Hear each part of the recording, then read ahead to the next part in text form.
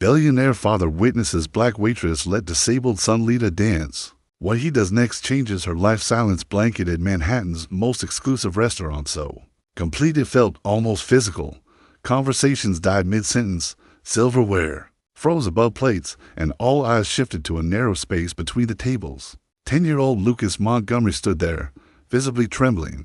His legs, bound in metal braces, wobbled as he extended a hand toward Diana Johnson, the only black waitress on staff. The pianist had just started playing a soft, graceful tune, and Lucas's instinct to ask someone for a dance came without hesitation. "Sir, control your son." The manager, Mr. Thornton, snapped.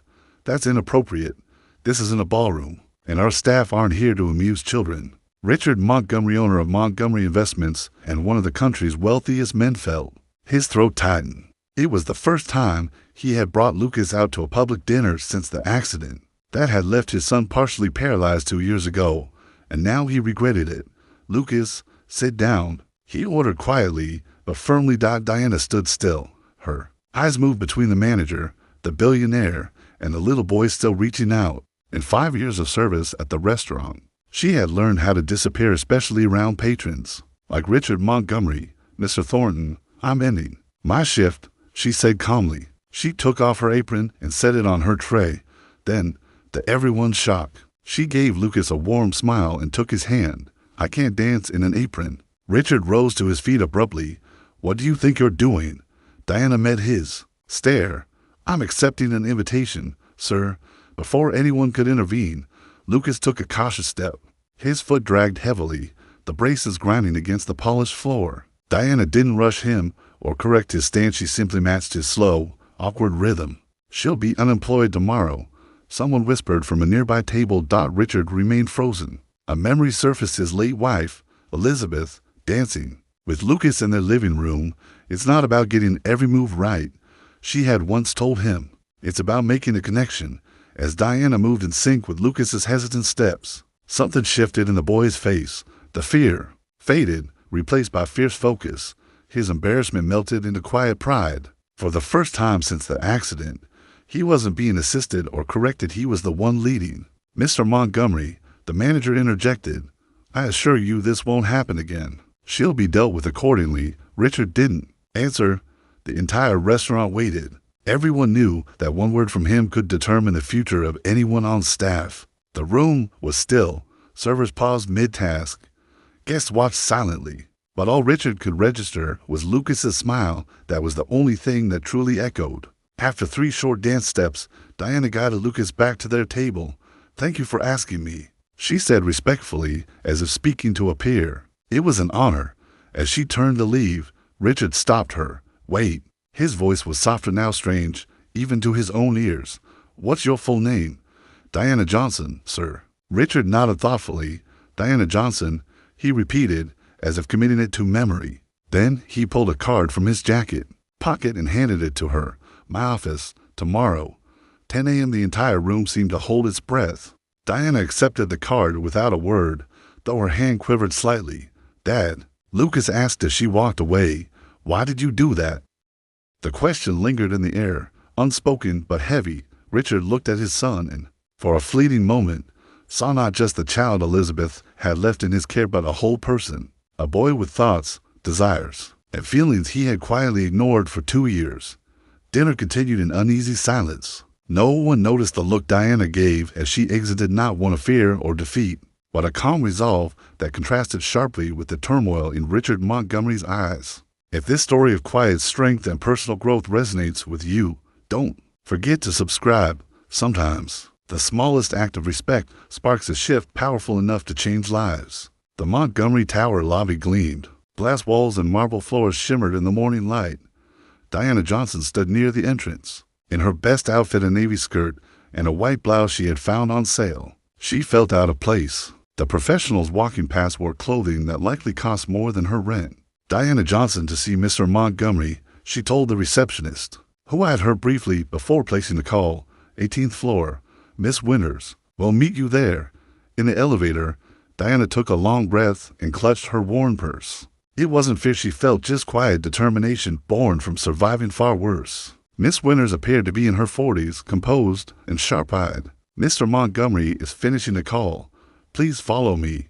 As Diana walked the glass corridors, she felt the weight of curious glances. A black woman being led through the executive offices was rare enough to stir quiet. Speculation he had.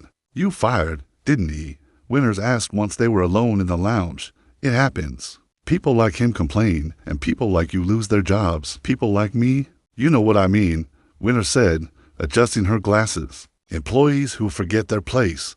Diana offered a calm smile. "And where exactly would that place be?" Before Winters could answer, her phone rang. "He'll see you now." Richard Montgomery's office dominated the top floor. The city stretched far beyond the glass. Looking more like a toy model than the real Manhattan, Richard stood by the window, as though surveying something he owned. "Mr. Montgomery," Diana greeted formally. He turned, his face composed but unreadable. "Miss Johnson, thank you for coming." He gestured to a chair. "Please." The silence that followed felt strategic. Diana recognized the tactic. It was designed to make guests feel uncomfortable and talk too much. "Do you have a background?" Richard finally asked. "Excuse me, education, college?" She met his gaze evenly. "Bachelor's in child development from NYU. Started a master's in special education, but didn't finish." There was a flicker of surprise in his expression. "And now you're a waitress?" "I work 3 jobs," she corrected. "The restaurant, a bookstore on weekends, and I tutor when I can." Richard picked up a folder from his desk.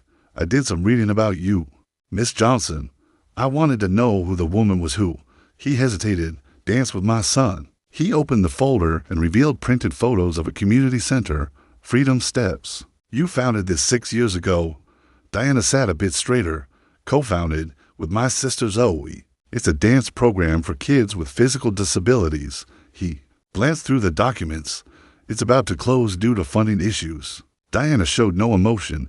She expected him to find all of this. "I didn't come here to ask for money." "Mr. Montgomery, then why did you come?" "Because you asked me to." Richard let out a dry laugh. "Fair enough." He stood again, pacing. "I want you to work for me." Diana blinked, surprised. "As a waitress?" "In your home." His face tightened. "As a therapeutic companion for Lucas." The boy's name didn't come easily to him. Diana noticed how his eyes drifted briefly toward a photo of his wife, smiling, holding a baby. "I've hired the best specialists, doctors, therapists, psychologists. But what you did yesterday..." He paused, searching for the words. "It was only a dance, Mr. Montgomery."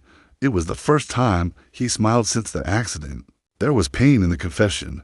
"I don't want someone to teach him to dance. I want someone who knows how to let him lead." Diana studied him. Beneath the layers of wealth and control, she saw something different, a father who was lost and overwhelmed. "I can pay you 5 times what you earn now." She stood. "No." Richard looked stunned. He wasn't used to hearing that word.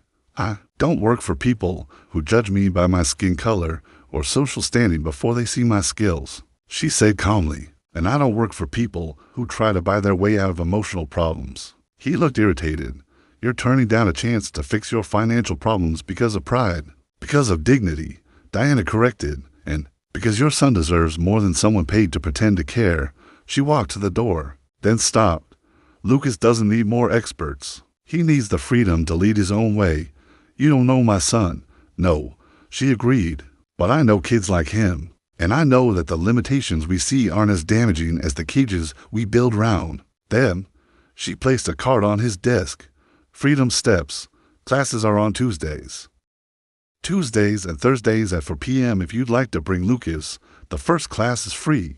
As Diana walked out, she passed by Winters, who had clearly been eavesdropping behind the door. "You just turned down Richard Montgomery," she whispered, in disbelief. "Are you out of your mind?" Diana smiled. "Maybe, but I'd rather be called crazy than be owned." The next Wednesday, Diana was at the reception desk of the community center when her sister Zoe, co-founder of the program, rushed over. "There's a Bentley parked out front," she said nervously, adjusting her hijab. "And guess who's inside?" Through the window, Diana spotted the expensive car. Lucas sat in the back seat, peering out anxiously. Richard was behind the wheel, his hands gripping it tightly, clearly wrestling with something within. "He won't come in," Zoe predicted. "Men like him don't set foot in places like this." Diana smiled. recalling Lucas's expression during their dance. Don't underestimate a determined son. As they watched, the car door opened. Lucas stepped out slowly, adjusting his support devices.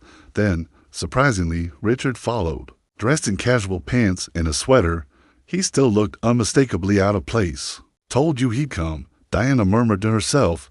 Zoe looked at her, wide-eyed. What did you do? Diana didn't answer. Her eyes held a quiet glint, the kind that only comes from long-held purpose. In her small Bronx apartment, hidden beneath her bed, was a notebook, pages filled with notes about children like Lucas and men like Richard Montgomery, observations, research, a plan sparked by a single moment to dance.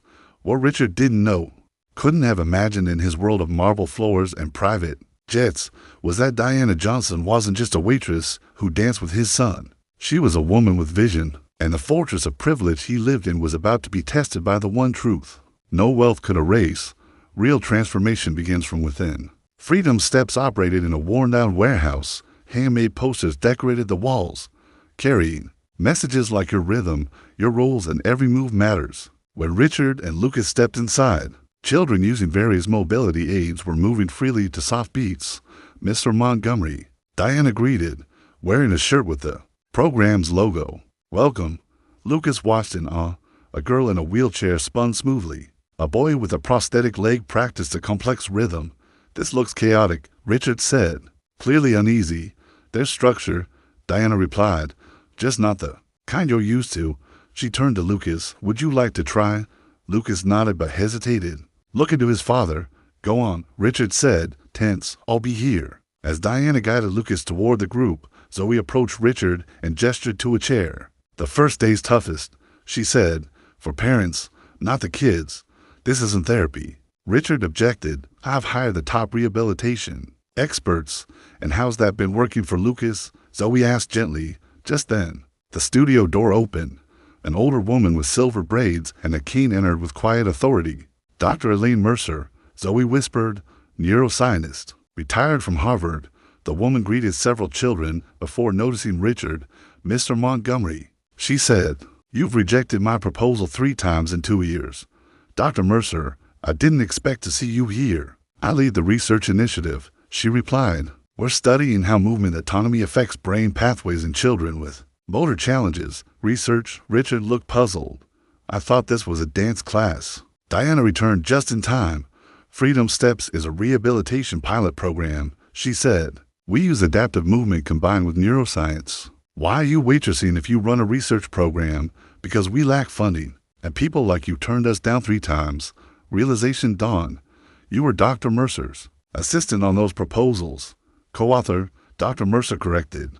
Diana left her master's at NYU to care for her sister, but her work is original and promising. You recognized me at the restaurant, Richard said. From the moment you arrived, Diana replied. And when Lucas stood up to dance, I saw a chance to prove what I couldn't get you to read. So the dance wasn't staged. Not at all. Lucas chose to dance. I followed. Just then, a group of reporters entered the studio. Richard's posture stiffened. What's this? Another part of your plan? Zoe handed him a newspaper with the headline, Revolutionary Motor Program Yields Breakthrough Results. We published our initial findings today, Dr. Mercer explained. We invited the press. You used my son for media coverage, Richard said coldly. Diana led him into a side room. On the walls were dozens of children's photos with progress notes. One frame was still empty. What's that? He asked. Our future, a full rehab center we could build. It would serve 500 children a year. You planned all this? He said. The dance, the meeting, the timing. I acted on an opportunity, Diana replied. For months ago, when you canceled our meeting without reading the proposal, I promised myself I'd find another way. Diana, Zoe interrupted. It's Lucas. They returned to find Lucas in the middle of the room. The music had stopped. He had taken off one brace and was trying to balance on one leg. Lucas, Richard started, but Diana stopped him. Wait, just watch. Lucas inhaled deeply. Then, incredibly, he took a full step and supported. It was shaky, but it was his dot. The room erupted. Flashes lit up. Richard's expression shifted, overwhelmed. That's why we started Freedom Steps, Diana said. Not for perfect steps, for first steps for the first time. Richard saw his son not as a case to fix, but as someone discovering his own power. This didn't need manipulation, he said. It wouldn't have if you'd answered our calls. Reporters turned toward Richard. Lucas, unaware of the attention, kept practicing. Richard Montgomery stood at a crossroads. Walk away and validate his critics, or lean into this moment his son had created. Power had never felt so useless. He looked at Lucas, then at the press, and something within him shifted. Humility wasn't familiar to him, but watching his son, something gave. Mr. Montgomery, a reporter asked, "Is it true your foundation rejected this program 3 times?" Richard looked back at Lucas. Then he smiled. "You know, what's hardest for someone like me," he said aloud, "admitting we were wrong." Silence filled the space. The Montgomery Foundation will fully fund Freedom Steps for 5 years and help build a permanent rehabilitation center based on this model. He continued, "On one condition, Ms. Johnson retains full control over its methodology. No interference." Cameras flashed. Zoe gasped. 3 months later, construction began on the new center. It wasn't luxurious, but it was designed with direct input from families and children. Diana was often on site. So was Lucas, and surprisingly, so was Richard, observing quietly. "I never thought you'd attend board meetings," Diana joked. "One day, I never thought I'd be studying neuroplasticity at 50. He replied, flipping through a research paper filled with notes. She studied him. "Is this a PR move, or do you actually care?" Lucas asked to have his second brace removed last week. "I know," Diana said. "His last therapist said that was years away. But you told me she was wrong," he said. "And she was." She pointed to a photo of Lucas standing with one crutch. "He's progressing faster than anyone predicted." "Why didn't you ever accept my apology?" Richard asked. "Because you never gave one. You just redirected funding." "That's not the same." He nodded slowly. "Fair." At the opening ceremony 6 months later, the atmosphere was completely different from that restaurant night. Children filled the new space, moving, laughing, dancing. Lucas, now wearing only one light brace, led a short routine. He moved with growing ease and clear confidence. From the back, Richard watched. "He doesn't need you to hold him anymore," Diana said. "No," Richard agreed, "but he still needs me to be present. That matters." "Thank you," he said. "Simply for what?" "For teaching me to follow." A reporter stepped up. "Mr. Montgomery, how does it feel seeing your son today?" "Proud," Richard said. "Not for what he's overcome, but for what he's built." "Your biggest lesson from this journey?" He turned to the camera. "That true leaders aren't those who force others to follow, but those brave enough to follow when shown a better path."